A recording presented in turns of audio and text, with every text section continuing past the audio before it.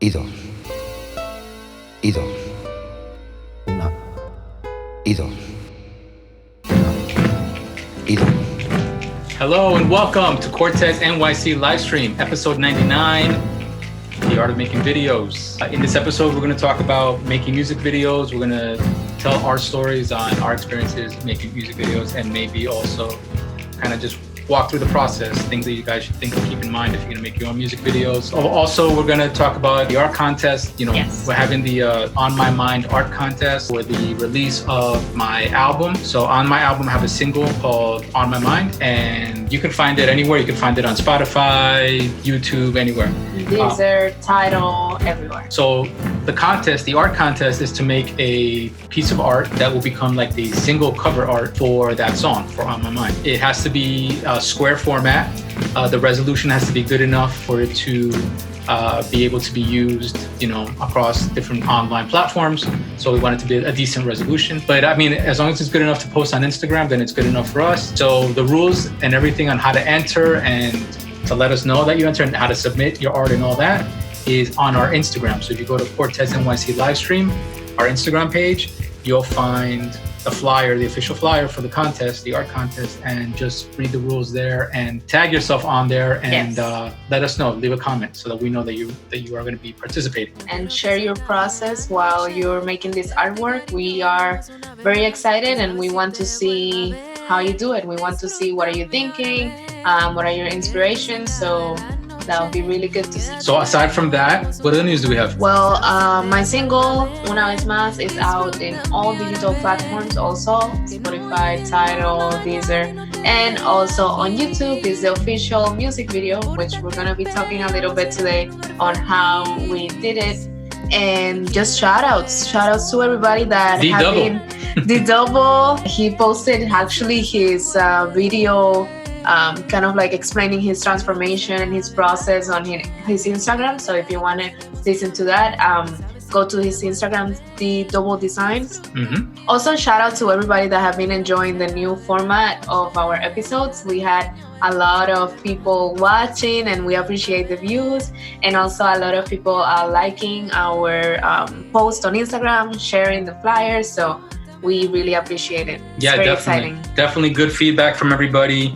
A lot of like reaction to like finally getting some video content back onto this live stream. Yeah. So again, if you guys are hearing us, we're up to episode 99. If you're hearing us on this podcast, all these episodes, and you didn't know, we are on YouTube. This podcast is being recorded, and we are posting the recording on YouTube. So if you want to have a companion piece to your podcast, you want to be able to sit down at your computer or on your phone and watch this video and see us as we speak to the different subjects, and also some of the stuff that we're going to show, because especially like today's episode, we're going to be showing some imagery that we're going to share on screen. And on other episodes, if I'm going to do like graffiti tutorials or art tutorials, whatever, we're going to show this stuff. So if you're listening to us on the podcast on Apple, iTunes, or whatever, just realize, run over to YouTube, look up Cortesnyc Livestream, and you'll find us there. We have our page and we have our videos up there. All the episodes are up. We're up to date. Yeah. Thank you to the lovely 𝘠𝘵𝘳 Puerto Rico for doing that. That was pure magic. That was Latina magic right there. All right, so that's it. Let's get on with the show. All right, so let's talk music videos. You guys who've been listening to this podcast long enough know me. You know that I have a YouTube channel, Cortesnyc, where I have a lot of videos, a lot of graffiti videos. They're all set to music, so basically they're all like music videos. The majority of the videos that I have on my YouTube are more like documentary style. They're shot documentary style where, I'm going to an event, I'm doing something, at a location, and I'm just taking the camera out and just recording everything I possibly can, capturing everything I can with very little plan, just to kind of gather as much possible footage as that I can, given the weather and whatever else and the lighting, and then going back home and editing it. That kind of video making is not really what we're going to talk about today. The other kind of videos that I have on my YouTube channel, which are the Black Book videos, those that are like more paced out and planned out, shot for shot, to really illustrate, the point of me drawing and the little things that I'm doing step by step. Those are really planned out. And those are a little more like a real music video where I'm thinking ahead what the shots might be, and I'm setting them up and stopping the action and repositioning cameras and lighting to get it done. So let me show you an example of that here. So this is my channel. The kind of videos that we're talking about are these right here. This kind of video here where, you can see like all the different shots are taken into account. They're kind of set up. All these cuts are being done to music. So, if I'm thinking about the intro, I'm thinking about how does the music begin and what kind of visual can go with that to create the excitement of the visual mixed with the music. This kind of quote unquote music video is fun because, it's got a little bit of everything. It's got a little bit of the B-roll environmental shots, but it also has very specific, storytelling narrative shots. Production also, because you're trying to set up a setting that'll capture the whole environment and all that. All these shots that you see here where you're very up close, you're seeing me, stroking every line and, from pencil stage to inking and, that whole process, that's very, very slow paced in recording because you have to try to get every shot to make it interesting. But there's some planning in that, right? In making these kind of videos. Let's show you the other kind of video that we're talking about here. Like this video right here is from my latest graph tour video. This video shows you basically, what it's like to just record on the fly. I'm trying to get whatever shots I can. I'm repositioning the camera, taking a break, going back. Like in these shots that you're seeing here, there's like some nighttime shots where the footage is very slow and grainy because the camera and the lighting wouldn't allow me to do better. But you still are taking into account the shots and all that while you're recording, even though you know they're not going to come out great, but you know that you have to capture it to get that. And there's a little give and take on the quality. The viewer is not going to be so concerned because they know you're doing it on the fly. It's a documentary style. Also, like some of these shots right now, we're looking at a shot of kind of like an interview shot where, I purposely set down the camera and do a little vlogging with my friends and we're talking to the camera. Those kind of shots are totally set up and you have to do it. You got to force yourself to do it on the fly because you get lazy when you're in the location. You don't want to do it, but it does pay off later to capture what you were thinking at the time. But I'll just fast forward right here, show you some like painting shots. Like some shots are very fast forwarded to kind of give the illusion of fast paced action and things are happening really quickly and time is passing fast. So you take your footage and you speed it up and you double time it or triple time it to give that effect. I think for these videos, these graffiti videos, there's like a certain set of techniques between the fast motion and the quick cuts and all that when I go to make these videos, I already have a plan and I already kind of know what I can work with. I kind of have like a back in my mind plan already. I kind of know what I'm going to expect to record and what I'm going to expect to get when I go back to the studio and start editing. The kind of music videos that we want to talk about right now is actual music videos that we've done. And what's the difference on building those kind of videos. Music videos, the way we define it that we're talking about right now, are videos that the video is second to the music. The music is the most important thing. Right. So we recently did music videos for Carla for her songs, her singles that she put out. We made 3 videos for that. I've made videos in the past. I did a music video for 𝘰𝘪𝘵𝘕 that mixed. He was a rapper back in the 90s. That video mixed live action and animation, stop motion animation, to create, an interesting storyline. And the visuals were following the lyrics of the song. So as the rapper 𝘰𝘪𝘵, he was telling the story and he was describing things in his lyrics, I was storyboarding and taking notes ahead of time to what I wanted to illustrate so that when I shot all the pieces together, we shot them all separately, but then I cut them all together, it comes together and tells the whole story. So there was a lot of storyboarding involved in that video because it had a storyline in the lyrics. It had a storyline that I wanted to tell as a visual director. It also had a storyline that we wanted to entertain the audience. So you have these different things that you're working with, combining all these things together to like make that final piece that is fluid with the music and that it all tells a story. In this case, in this music video for 𝘰𝘪𝘵𝘵, shooting him performing was a separate task altogether. My partner, Danny Hastings, took care of doing that part of it. That in itself was a whole day of shooting, of getting different shots, of getting different attitudes and different body language. We knew that we could, if we got him to be more animated, we could get it to intercut well with the animation part of the music video. We knew that what we were recording of him, we were going to use green screen to incorporate him into shots with the animation as well. In the studio, we created like a little television, like a movie screen or a television set that we projected 𝘰𝘪𝘵's performance inside of that set, and that set was in this animated world. So that all that process it's a lot more technical than what we're talking about right now.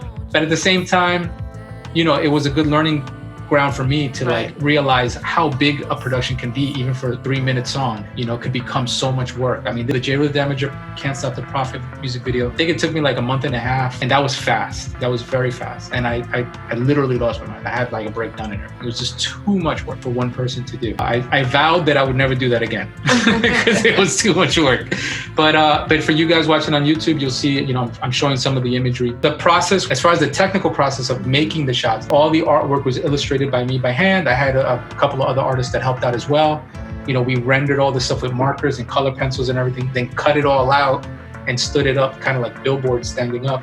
And then we had a stop motion camera controlled by a computer doing like stop motion flybys, programmed flybys, you know, frame by frame to get the fluid motion in the shots and all that. This is all before computer, you know, 3D rendering or anything like that. Now let's talk about Carla's videos. This was a good foundation for like why Cortez can do, you know, a music video for Carla de Puerto Rico. So we talk about Carla de Puerto Rico. She has a channel also, if you guys want to check it out.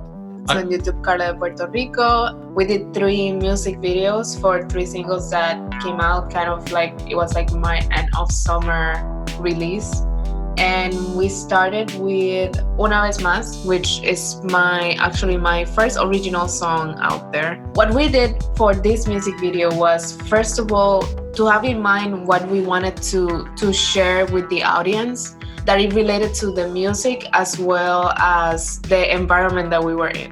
We scouted the location to make sure that we had the perfect angles, that the location looked interesting, that it looked bright. Yeah. It was a point of making that, although the song is talking about the night, we decided that we wanted to share the brightness of the summer, right, and the brightness of the music. The music is very bright, and it's very tropical. Like it's tropical. It's a tropical vibe in the track. Yeah. We wanted to find something. I mean, we couldn't travel at the time, but we wanted to find something local here in New York that would give off a tropical vibe, and we perfectly found this location in Staten Island. Yeah, surprisingly. I shouldn't be giving it away, but I know. But we found this location. Shout out to Mr. Art for that. And it looked like an abstract sculpture. It's big, it's white. It's gonna look nice against the blue sky and the blue water. Yeah. I knew that through the camera lens, I can pick an angle that I wouldn't show any else of Staten Island, and I'll just show this little angle. Yeah. So it would really give off the illusion like we're on top of a boat deck or something. It looks like we're in the middle of the ocean somewhere. Yeah. From the shots. Also, we picked a bright sunny day, went there really early. Another part of scouting this was thinking ahead of time, scouting the location, thinking ahead of time, what kind of foot traffic is there going to be? Right. Are there going to be a lot of people there or not? Yes. And unfortunately, we showed up kind of late. We were going to get there earlier. We were trying to get there before anybody was out. We were trying to get there like 6 in the morning, 7 in the morning, but it was too early. It was way too early for us to get there from Flushing, Queens. Yeah. So we ended up getting, I think, like 10 or 11. Yeah. There was a couple of people around. At the beginning, we thought we were not going to be able to do it. Yeah. Because people kept coming, and then, you know, we were like so frustrated, but we waited a little bit and we found like the perfect timing. There wasn't that many people around, and if they were around, they were like behind us. Yeah. So it worked out. And another thing about this is that because we're working with our equipment, we have to not only be performing, but also be aware of the equipment, that nobody comes in, you know, and snatches the camera, or just a simple thing like the wind knocks the camera down. Knocks, So because the thing is, okay, so let's backtrack a little bit. For this music video, we made a decision that we want to make sure the music video captures a really good performance. Yeah. Like that was my first and foremost thing. Like, I'm not concerned about anything else. I just want to make sure that it feels like you are really performing, you're giving it your all, and that you're leaving the audience that can't see you perform at Cafe Olé. Yeah. Anybody who can't make it to Cafe Olé, we want to give them a video that they can actually see it and get a feeling for, man, I wish I would have been at Cafe Olé to see you perform. Yes. So I said, you know, I want to make sure that you're there. You know, I made the music and I can play the guitar. I'm not playing, you know, obviously live on the video recording. Yeah. But playing the chords and everything. I said, I'll stand in the background, stand in the front.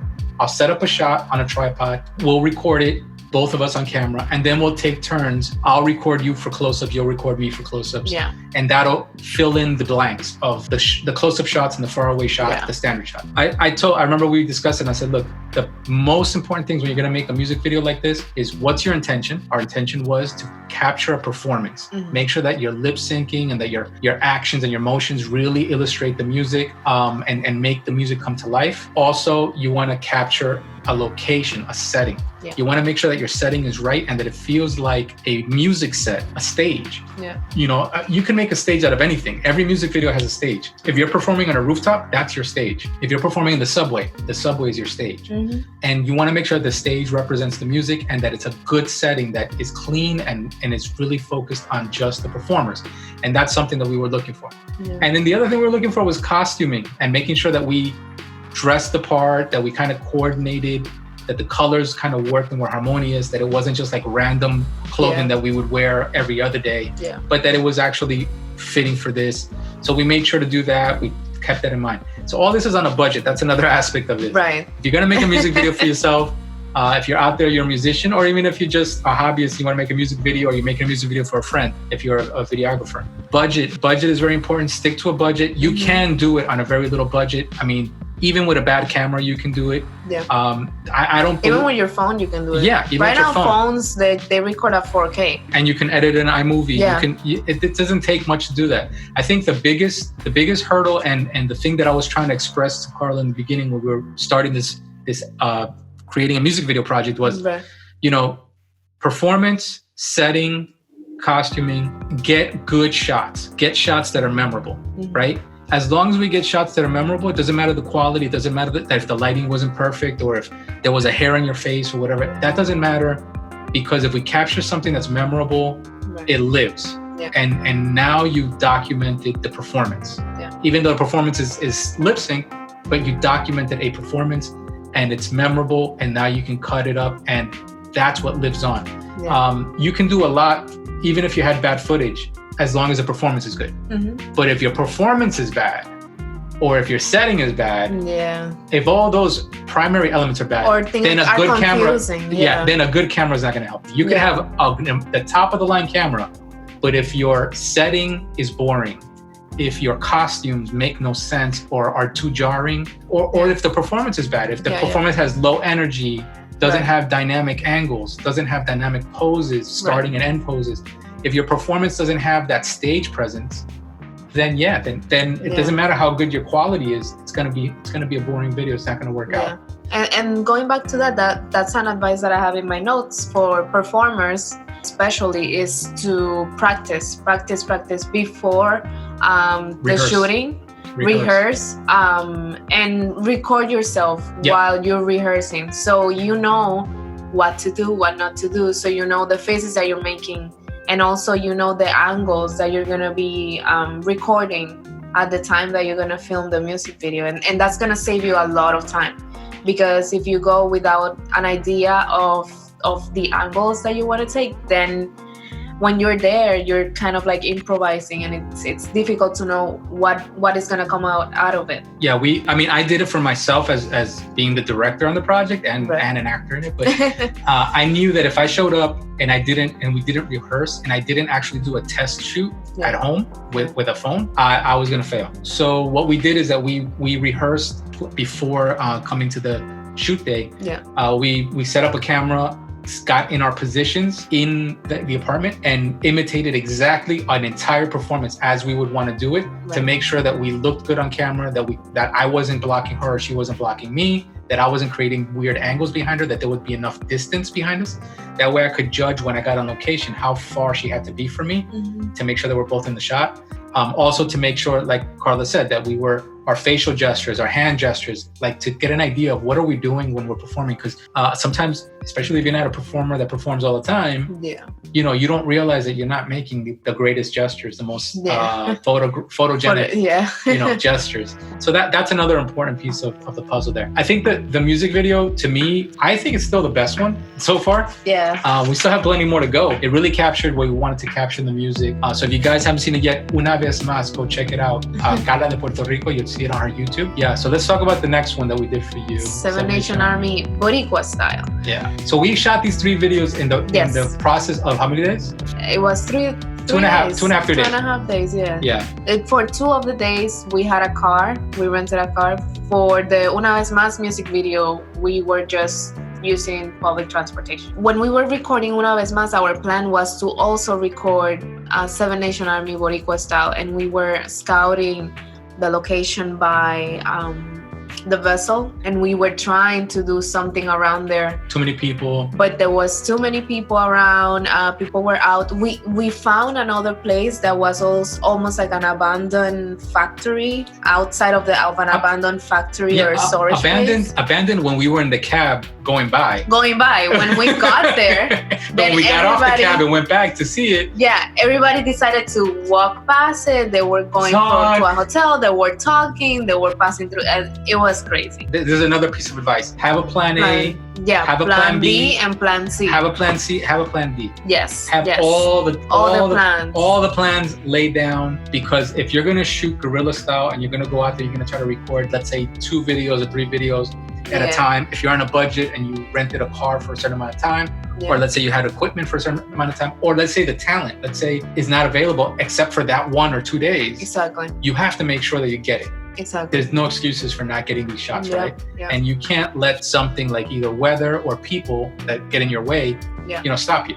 I told her, I said, look, we're not going to get it on that same day. The next day, we're going to get up early. We're going to go over to Coney Island. I didn't know really what was in Coney Island, but I said, we'll scout it early. We'll get there really early. We'll scout it, lock down where we want to record, and then we'll go ahead and set up and record. We'll take a break.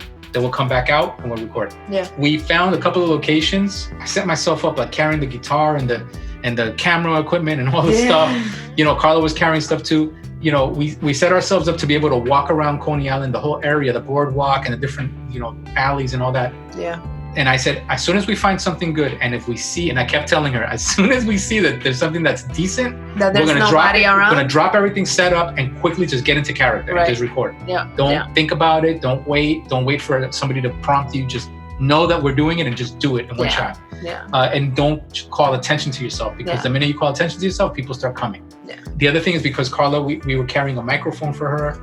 We're carrying a microphone and the stand. Yeah, that was made it heavy. Yeah. But I knew that I wanted that in the shot. I wanted it to feel like a stage performance. So I wanted, even though obviously the mic's not plugged anywhere, but I wanted it to feel like it could be plugged and that we could be actually performing in the street like that. Yeah. We started off with one location.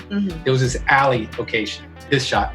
So this shot, we found this alley shot behind the Ferris wheel that it was like in between the amusement park rides and like the food stuff and the carnival stuff, right? And again, it's this thing where we walking by and we're like, oh, this street is dead. I can kind of do something with this shot. It's a little messy, but I can make a decent shot out of this if we set up in this direction with the lighting. By the time we set up and all that, people start walking by. People start poking their heads. And not only walking by, like walking by something, but then asking you things and talking to you. There was this one guy that told us that if we wanted to film the music video in his bar, that we can go there. We're like, no, we're good. And he continued to talk. We're like, okay, we're good. Thank you. Bye.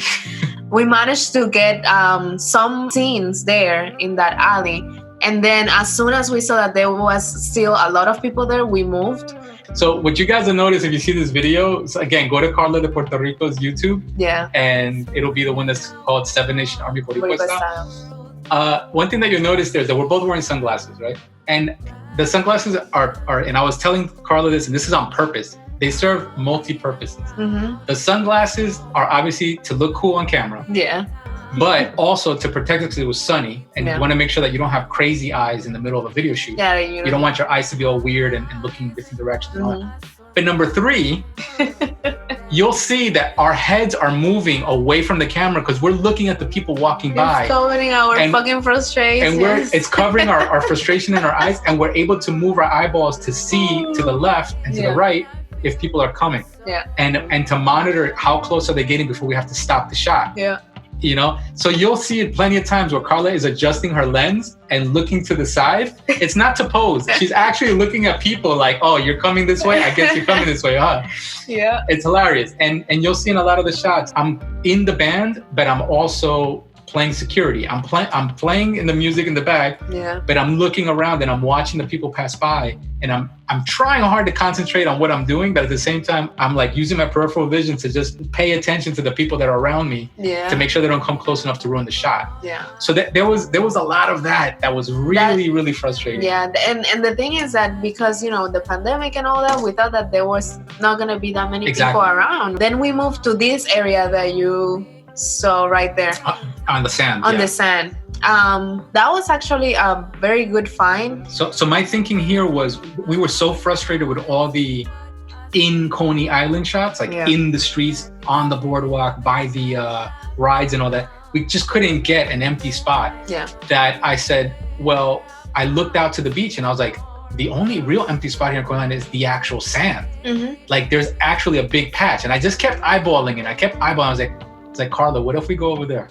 Carla, like I was just saying it like out of frustration, like out of last resort, I was like, yo, Carla, what if we go over there? What if we go out in the middle of the sand? Like, what about that? How do you feel? Could you go in there with your shoes? Like, could we just go in there, set up the microphone? Would that be and I was telling you, like, would that be weird to have the microphone in the middle of the sand? Like, would that be odd to have the tripod and the camera up? You know? And I was like, do you think people are gonna come to it? And I just kept thinking, if we go set up in the sand and we start performing, people are gonna start walking over. Right. So if we can just go back to the car, get all our stuff, run back into the sand, just pretend like we're regular old sand people, beach people, just go to our empty spot, set up, and just quickly knock out a few takes back to back. Don't think, don't talk, don't complain, whatever, just do it. Maybe we can get these shots and we can get the angle. And I didn't know from the sand, what would you see if you turn back around? Luckily, bingo, I didn't realize that that's a typical shot on Coney Island. From the sand, looking back at the boardwalk, you can see the roller coaster. So I set up a shot where you could at least get a definite shot of the roller coaster, that it feels like it connects to the other shots that we were having done on the boardwalk. And I figured that's a good shot. That's good enough, far away from it that I can still get that, and then far enough away from people that nobody would bother us. Of course, people came by. Of course, people had to walk in front of the camera. They walked in front of the camera. They walked in between Chris and I. And the camera. When there was plenty of room all around us. There was like a whole space behind Chris, and they walked right in between Chris and I was like, why? Just to see what the hell was going on and just to get our attention. Those were the key money shots, I think. Those shots kind of gave us a breath of fresh air, because we realized after we got those shots, we're like, okay, because I kept saying that was another strategy. I don't care how many shots we got to do, but once we have one that we can really do, let's get a bunch of shots, and that becomes our A roll. That becomes the foundation of the video. That if all else fails, we know that we got that one performance location, and that becomes and then we'll use all the other little bits that we found everywhere else to fill in. And it worked out. I mean, fortunately, we managed to find a good balance, and I managed to fill the video up with enough of a variety of shots that it didn't become that, but it was difficult for a while. I thought that was going to be the only shots that we had. I thought that the music video was not gonna come to life. But by the end of the day, the shot where I'm walking in the boardwalk, that was like kind of like an afterthought, kind of like, let's just do this because it's gonna help us fill whatever space we will need to fill. And it was actually pretty cool. Like, I liked those takes. It was a little bit difficult because we didn't practice this before. So for me to know how fast, how slow to walk and sing at the same time and listen to the music, because I had it on my phone, that was a little bit challenging, but we managed to do it. That was difficult for me. It was hard. I didn't enjoy it. I didn't enjoy it as the person filming. I didn't enjoy it because I was walking backwards. Walking sideways, walking backwards, trying to keep up to her. She would speed up too much, and I had to speed up, and then I was just spending a lot of time directing her while shooting, while walking, and it was just too much for me. It wasn't enjoyable, but the shots came out good. We got some good shots. Performing, once we stopped and you were able to perform on the boardwalk after walking, we got, I think because you were warmed up from walking and you kind of broke the ice with the people around you, that you were more free to be very animated in front of them. I think, and we knew it was the end of the day. So that definitely helped to get those shots. And the sun was setting at that point, so you had good lighting on you. And another advice for performers, also, if you're doing it on a budget, like if you see on my music videos, I have some accessories, and I'm accessorizing my outfit so that it looks a little bit more like up production value, kind of like I have a stylist, which is myself, but you know. But it's something. No, it's something. You got to give it something more than what you would normally wear. Exactly. So that's what I was gonna say, that you have to dress it up. Even if it's like this is very casual, kind of like a very rock and roll Latina girl. So that's why my earrings are kind of like that drapey, like gypsy style, my earrings. But then the shirt is very rock and roll, AC/DC shirt, and then the leggings and all that. So it's a combination of things that work well with the music, with the environment. And then when you accessorize it, it makes it look even more.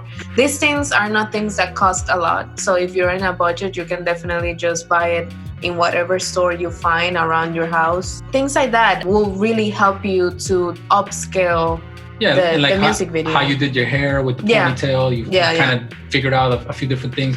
Like things that you normally wouldn't do is what you want to do on a music video.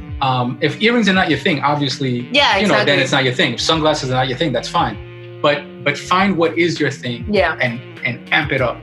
Give it a little extra. Don't go with the normal. Don't go safe because you take it for granted and you're like, well, I just want it to be natural. But natural is never natural. In movies and in nothing is natural. Everything is thought out, because if it was natural, it would be so boring that we wouldn't even pay attention to it. You know. And for what we wanted to do for this music video, I think the look was fine. It was perfect. The guitar also, like the guitar that I had there, purposely the black guitar, just to give it that look. For these videos was important. So the last one is 𝘰𝘵𝘵𝘵𝘵. This one, for me, it looks like a movie. It came out amazing. And we thought about it as soon as we knew that we were gonna rent a car. We kind of had an idea on how we wanted to do this music video because of the style of music that it is. So the first thing we recorded, that was actually that night, right after recording Seven Nation Army, Boricua style. We went back out. We came home, we changed, and then we went back out like at 12 midnight, recorded until like 3-4 in the morning. So what we did is we were in the car, we set up the camera. We have a stabilizer for the camera, so that helped a lot. So we set up the camera in the car, and it's that take where you're in the back seat. Where I'm in the back seat. And what we were doing, we were crossing the 59 Street Bridge in Queens, so going from Queens to Manhattan, from Manhattan to Queens. Just back and forth across the bridge, getting these shots. In the back seat, as far as the lighting, I wasn't sure if it was going to turn out well. I didn't want it to be too dark, so I had 2 LED lights that I set up on the side that kind of like I set them to glow, alternating glowing back and forth, so that it kind of looks like the lights from the cars and the city shining in through the windows. So that's why she has lights from different angles on her face, and it kind of turns on and off. And then I knew that if at least I can get the camera to be somewhat stable, because it's not perfectly stable. I mean, Carla's bouncing around. There's a lot of bumping. And Carla's singing, so she's moving, and on top of that, she's getting off balance because the car's bumping around. But the camera managed to stay somewhat stable. We were lucky enough to get enough of a distance from you and the camera to still capture the back seat, still get the lighting on you, and still get some, things showing from out the back of the window of the bridge and the city behind you. So that was good. That night, shooting that, we did, I think, 6 or 7 takes. I don't remember how many we did. But because at the beginning, we're trying to figure out if the camera was moving too much. There was a lot of bumpy things in the pavement that it was weird because we were moving so much, we didn't know how the video was gonna come out. Well, that's shooting in New York. Exactly. So we had to cross the bridge, record, then check it out. Okay, it was good. Okay, so now let's really do it. Also, while crossing, one of the takes was me recording Chris driving. Right. And then another one I was recording the bridge, like that part at the beginning. It was me recording the bridge, which actually came out really cool too. So all of that was the six or 7 takes we did crossing the bridge. And then also take for granted that we're exhausted from being on the beach all day, shooting the other video. So it made it like where I know that we weren't working as efficiently as we could. And I was surprised you even got a performance then. Like, yeah, at the beginning I was over it, but then I kind of woke up because I was like, well, if we don't do it now, we're not gonna get it, because that was our last night with the car. Then the next night was this shooting over here, but we had a plan, so we couldn't just, we couldn't think that we were gonna wait until the next day to do this specific shot, because we also needed the bridge to be empty, because we're trying to record. We cannot go so fast either. So that's why in the midnight to 3 a.m. time frame was perfect for us to do that. And then so that's why I was just like, you know what, we gotta do it. Okay, whatever. I have to get out of this low mode and and tiredness and all that. And that's another thing also, when you're recording on a budget, when you are trying to do things on a specific time frame, you have to have in your mind, and you're gonna be tired, you're gonna be hungry, you're gonna be sleepy, but you're gonna have to have in your mind that this is the only time you have to do it. Yeah. And if you don't do it now, that's it. You don't get it. Yeah. So you gotta keep doing it. And if you feel it's not good enough, do it one more time. And then the next day you sleep. You're better off being safe and going for that extra shot than that extra take. Then sorry later and say, damn, I didn't get the shot. Yeah. So that night, as we were crossing the bridge, I knew I was doing two things, because I'm always doing 2 and 3 things at the same time. Mm-hmm. So I was doing two things. I was worrying about the shot and all that, but I was also thinking, where are we going to do the B-roll? Because we need another shot of her performing in case that this backseat shot didn't become the shot. Yeah. I didn't want to lock ourselves down to just the whole music video being in the backseat of a car. This was the day after, because we were trying to catch the sunset. Exactly. That was the thing. So we were trying to catch the sunset. And you know at what time we got out of the house? At like 6:30, when the sun is already down. So when we were trying to catch the sunset, we were trying to find a place. We went to Wyston. We were going to Astoria, but it was already too late. And so I was getting ready to settle for just a factory lot. I was like, if I could find a factory lot that allows me to park the car and still have maybe the city in the background with the night sky. I know that I could set up the lights, maybe just have her perform in front of the car with the lights on, and I could put the extra spotlights on her, and I could make a shot out of it. I know I could do that if I had an empty spot, but we couldn't even find a decent parking spot, like an empty spot that I would say cops aren't going to come by and be like, what are you guys doing? Or people aren't going to come by and be like, what are you guys doing? Why are you parked here with all these lights on?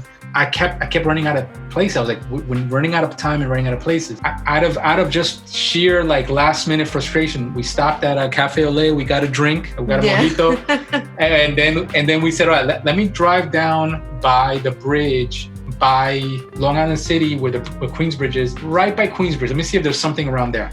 And as we're driving down there, I saw the little bridge that takes you to Roosevelt Island. And then I forgot that maybe we could do it from Roosevelt Island. Yeah. And that maybe Roosevelt Island might be dead. And they might, because I haven't really explored Roosevelt Island. So that was kind of like a gamble. And I was like a last minute gamble. I said, fuck it, let's cross the bridge. Let's go to Roosevelt Island. We're running out of time. It's already nighttime. If I can find even an empty little spot that kind of shows Queensbridge at a distance and Manhattan at a distance, that'll be good enough. We started driving around Roosevelt Island and we started seeing shots. And I was like, holy shit, this is a gold mine. Mm-hmm. Every corner that we hit, you can see the city behind, a little empty park area, and the bridge. And I was like, that's all we need. The only problem there was parking. No parking at Roosevelt Island. And we were driving around the island, the Roosevelt Island, we were driving around it, and I'm like, there's no parking. And by the time we parked, we have to lug the equipment back, and it felt like it was gonna drizzle. Yeah. And I was like, oh man, this is not gonna happen. But then we did one last turn on Roosevelt Island, right where the cable car comes into Roosevelt Island, at that station. Right before the cable car comes in, you see under the bridge, there's a little spot right under the bridge, literally under the bridge, on the columns of the bridge. Yeah. Right by the water. And it was dead empty. And it was in a ditch going down, where really the only people that would be down there was dropping off bodies. And we found parking, like right there. Right there.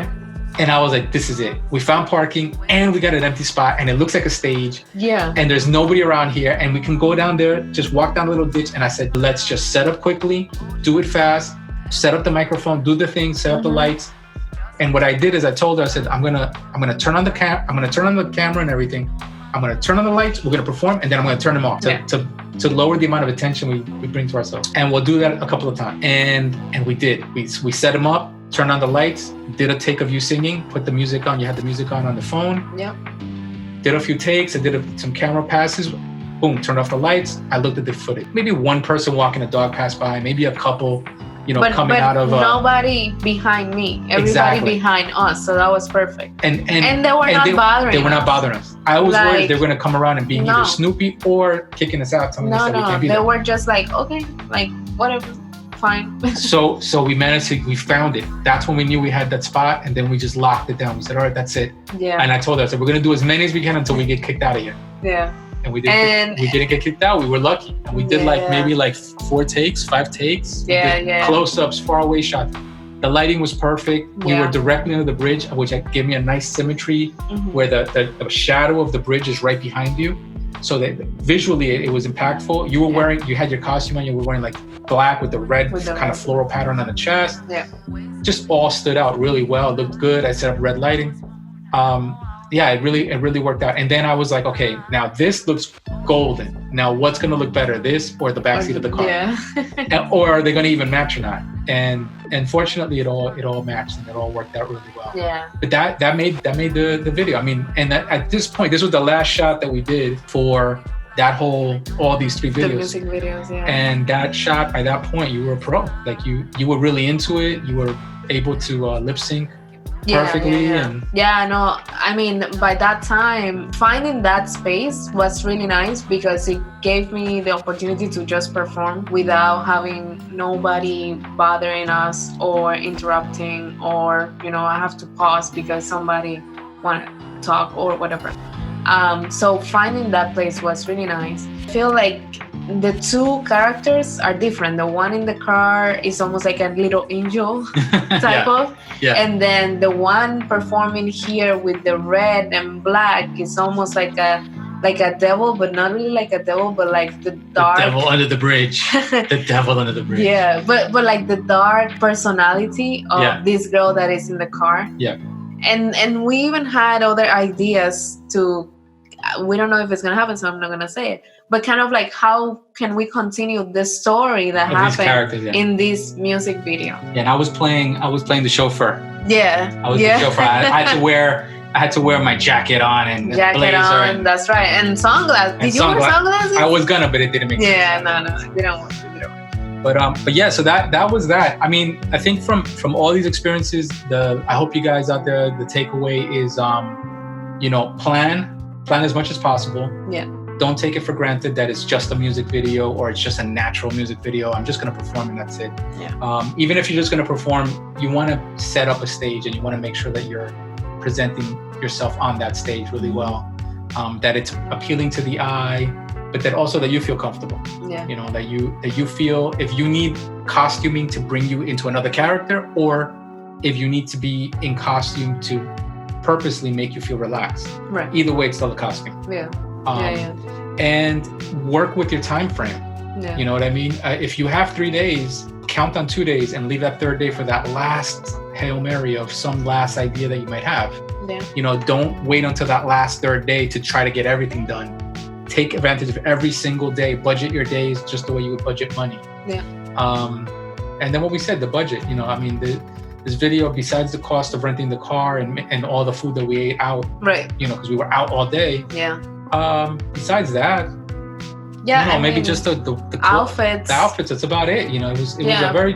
But even outfits budget, you can find on a budget. Yeah. So and they're gonna look good and they're gonna look apart. You just have to know how to make it work. It's all about styling at the end of the day. You don't have to wear expensive clothing. You just have to know how to put it together. That's it. Yeah, because it only has to look good on camera. Yeah. You don't have to wear it for every day. And what works with your body. And also be strategic. Something that we notice in this music video sometimes we don't shoot my shoes. So my feet are not showing. So for example, that's something. You don't need to spend money in shoes. Just spend money in your tops, for example. That's something that always gonna show up and something that needs to differentiate between music videos. Exactly. I'm going to share with you guys watching us on YouTube a little bit of the work that I'm putting into my next music videos. Yes. So as you guys know, I put out an album and I'm making music videos for the tracks on my album. I'm making animated music videos. So I'm kind of going back to my roots in animation, right? So I'm working on these illustrations. I'm showing it now. I did some illustrations of myself, playing on the drum machine, kind of like getting the beats done. And then I'm going to use these different shots that I'm illustrating, cutting them together and make an animated video out of them. Here I did an illustration, different poses of myself playing the guitar, and I'm turning that into an animation. And this is going to be for the music video for Standing in Line, which is the first track off of my album. The album's called Behind the Mask. Yeah. And the track that these illustrations are for is going to be for the track Standing in Line. So I did all this stuff in Procreate on the iPad. I took shots of myself, video shot footage, and then I took some frames and turned those frames into the animation. Yeah, this music video is looking really good.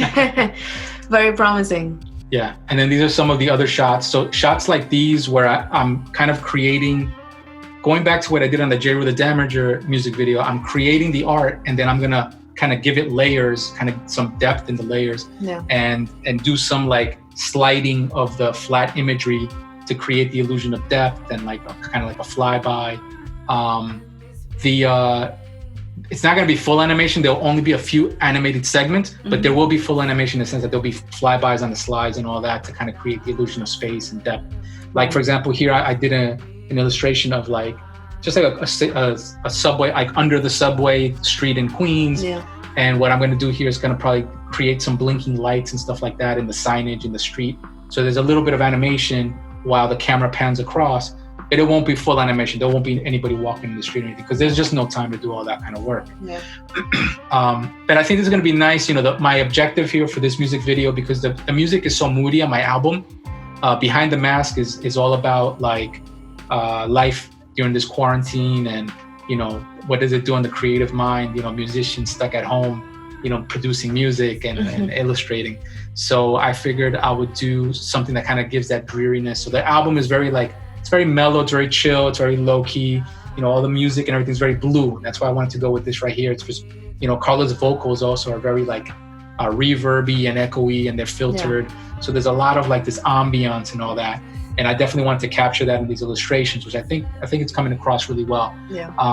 And in this specific music video, I'm going to show all the kids wearing gas masks and all that. Like they're hanging out in the street on these empty streets and they're waiting for life to start again. Mm-hmm. The kid's got his soccer ball in his hand, the girl's on her phone, the other one's got his headphones on, he's got his earbuds on, and they're listening to the music and they're just kind of waiting. When is time? Yeah, they're standing in line waiting, waiting for life to start again. Yeah. So I think it's going to be really cool, but this is me sharing. That's it. That's all you get to see. You don't get to see no more. That's it. No more. That's it. But this is just some behind the scenes of, the music video that I'm working on now. Yeah. Standing in Line. So we went way over. We're like almost on the hour mark here. Oh my God. Yeah. So we got to cut this short. So one hablando español word. One hablando español word. Oh my God. I was gonna say outfit, but I feel like we have said outfit before. But okay, outfit. Traje. Vestuario. We did say this one, and I said traje and you said vestuario. All right. Yep. All right, guys, we did go over, so I'm just gonna call it a night. But thank you guys for tuning in. Thank you guys for listening to us on iTunes. Yes. Thank you guys on YouTube for tuning in. Leave a comment below if you have any comments, or if you guys do music videos, or if you want to say anything about the music videos we did. If you liked or you hated it, comment below. Let us know what you think. But my music video for Standing in Line, the animated one, will be coming out very soon, within maybe another week or two. Yeah. Maximum 2 weeks. Definitely within another week. So look forward to that. I'll definitely be announcing and blasting it out there for you guys to be aware of, all right? Remember the contest, participate, and let us know if you're participating by commenting on the official flyer. Find us on Instagram. All right, guys. Peace.